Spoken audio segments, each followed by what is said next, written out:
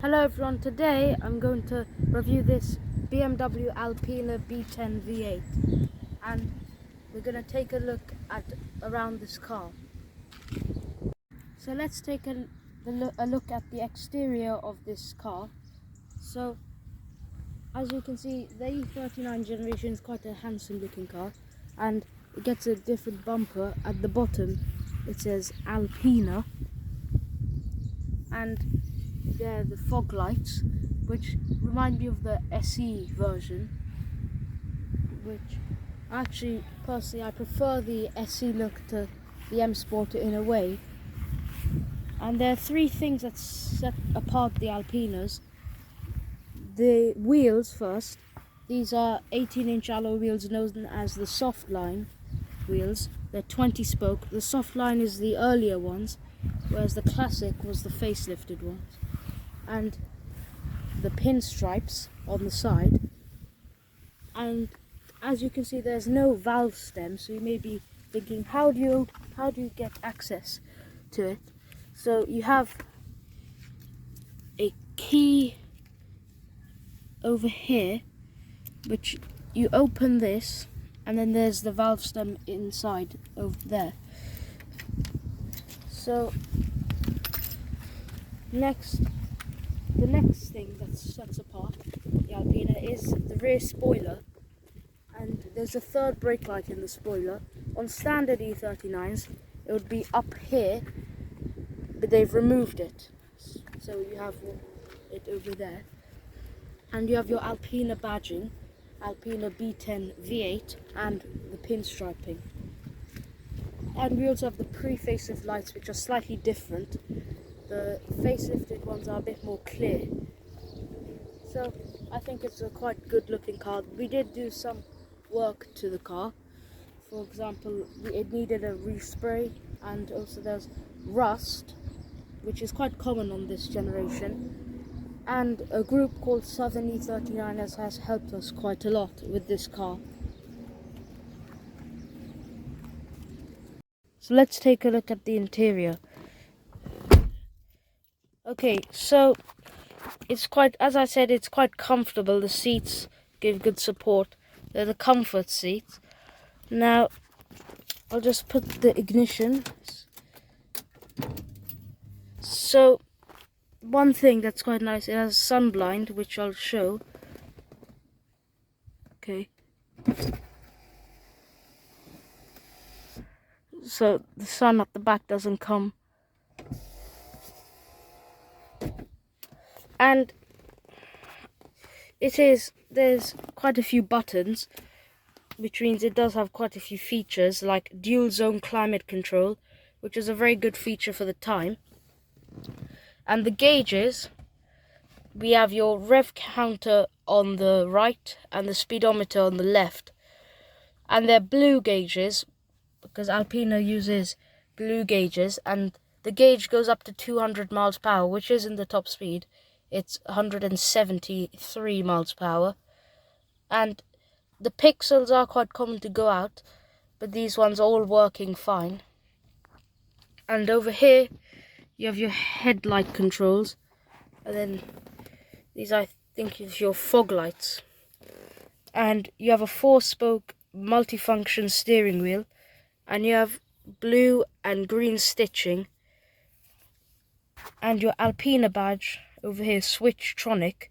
The reason why it's a Switchtronic is normal BMWs, they call it a Steptronic because you can shift it manually, but Alpinas, you can do that, and behind the steering wheel there are a few buttons, so it's up and minus, so you can switch it from the steering wheel. We also have an electronic steering column, which is nice because it's from this stalk. Then we have your indicator stalks. If I should try to show it from there, and this is cycle through the display here.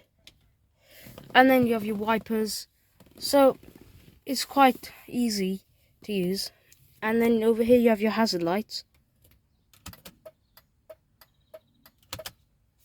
And on the driver's side, you have your electric windows. All of these are one-touch automatic with rear window lockout, and your electric mirrors with power folding. We also have memory seats, 3-person, and electric seats. And over here is your screen. So yeah, it's quite a nice interior. And your phone, which we can't use. So we're going to fit a Alpine DAB adapter, which can also do wireless Bluetooth phone. Okay, so we're going to take a look at what sets it apart as an Alpina. So there's obviously an Alpina badge here in the steering wheel, and Switchtronic, which I'll get onto the gearbox. There's also a plaque here, and this is number 404, signalizing it is an Alpina vehicle. Another feature, quite subtle detail, is in the wood trim there's a little gold Alpina badge, which is they're nice little details which just sets it apart. Another detail is the gauge cluster, which is blue instead of black.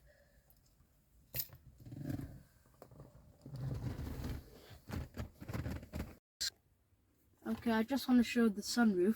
So you have your blind here, and then this is the switch to control it. And it does let in a lot of light. So yeah, it becomes quite light and airy inside. Now I'm going to show the screen.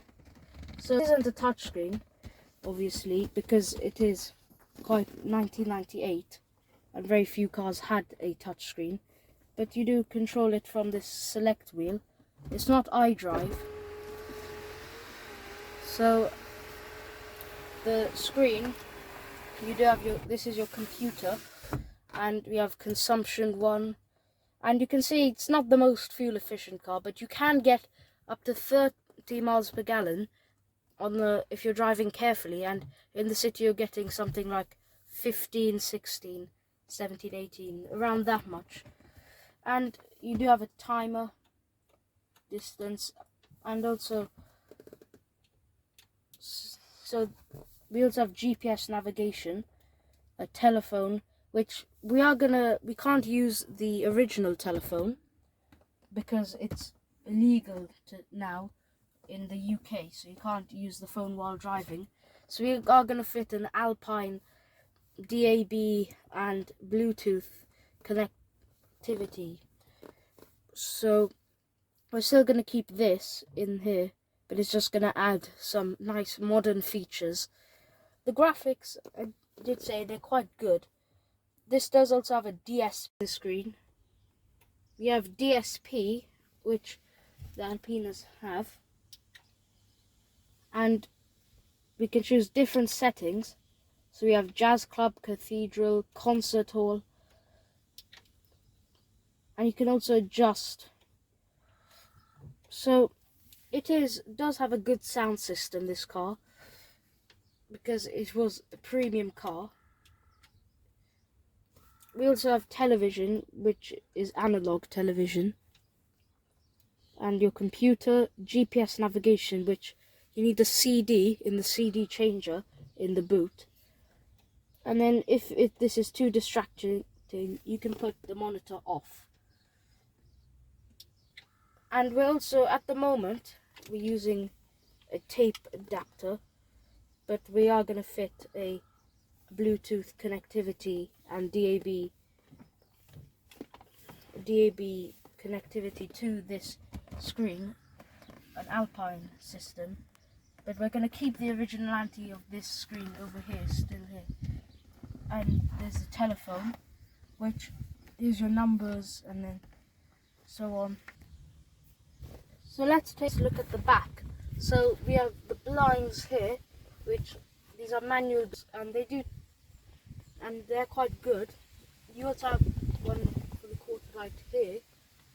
You have your grab handles, which are damped, but you wouldn't expect any less from Alpina, and a coat hook. You also have reading lights, So there's good space for me and good headroom, and there's Alcantara headlining in this car and some map pockets. We also have rear vents over here and cup holders. The cup holders aren't that great. And we have a really nice big armrest which is quite padded, and a little hatch that goes to the back. So yeah, it's quite comfortable. It's a nice cruising car and you wouldn't feel uncomfortable. And there is a bit of storage here too, with coin. It's not the biggest, but you can put some stuff in here. And you grab a nice armrest and your power windows, which are one touch automatic all around. As I said before, there's also the wood trim and a chrome door handle.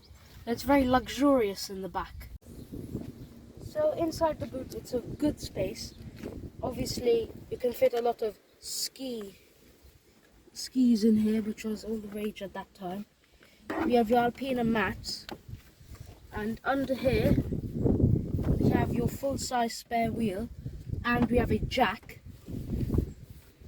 There's some extra storage on the side, and we also have a 6 CD changer over here, and you have your BMW toolkit. So yeah, it's good space, as you can put lots of stuff inside.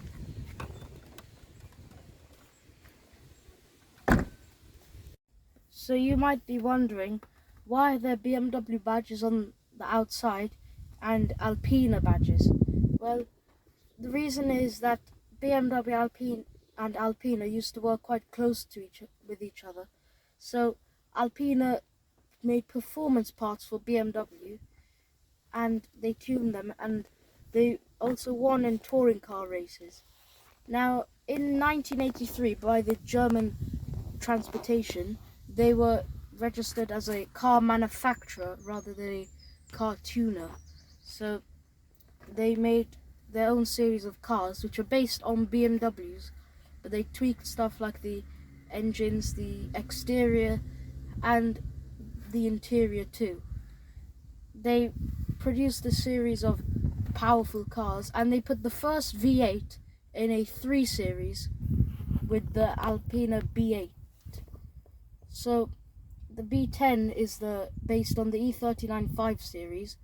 There was a previous generation B10 which was based on the e34 5 Series, and then the replacement for this car was the B5, and they took a slightly simpler naming structure where it would, if it was a 5 Series, it would have a 5 and then a B at the front. So that's the history about Alpina. They also have the Alpina wine industry, and you can look behind the scenes if you go and buy your Alpina in Buchloe in Germany. So what is the difference between a BMW M5 and the Alpina B10 V8? Now, the M5 is a very well-known driver's car, and it is quite a good driver's car. The Alpina takes a slightly more refined approach on the similar sort of basis. They both start off with the e39 5 Series, but then BMW's M division take it in a more sporty way with firmer suspension, a manual gearbox for the M5, whereas Alpina for the B10 V8, they took a more comfortable approach with comfort seats, and on the B10 V8 an automatic gearbox, though on the smaller 3.3 and 3.2 engines you could get in the B10, you could get a manual. There was also a B10 V8S later on, which was even more powerful. So let's take a look under the bonnet. First, you might be thinking, why are there 2 chassis numbers? This one has been crossed off. This is because the body was made by BMW, then it was sent to Alpina's plant in Buchloe, and they gave it another VIN number, and they did the engine and most of the other parts. The engine is a 4.6 litre V8 based on the BMW M62. It has a different crankshaft, different pistons, different heads, and the engine is codenamed the F3 by Alpina. So you have Alpina 4.6 written here and the BMW badge here. Later ones did come with Vanos, which was BMW's variable valve timing, though it wasn't as reliable as the Japanese variable valve timing. This one doesn't have it. It doesn't have any it won't give any problems with the Vanos. And this car does produce 340 brake horsepower at 5,700 RPM and 470 Newton meters of torque at 3,800 RPM. If you got a later one with Vanos, it would have 7 more brake horsepower. It's not too much of a difference.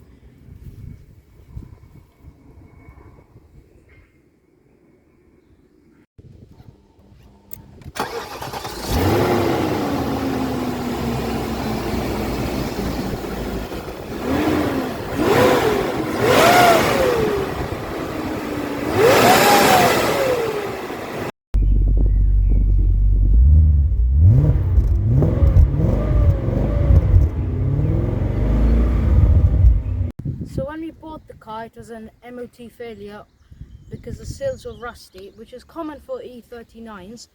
So it was professionally done, and we put new sills, and we did a full respray, and we also did the interior. So now the car is looking like it's brand new. So I hope you're enjoying the review of this car so far. If you are, please like and subscribe and press the bell icon to get notified when I do more reviews.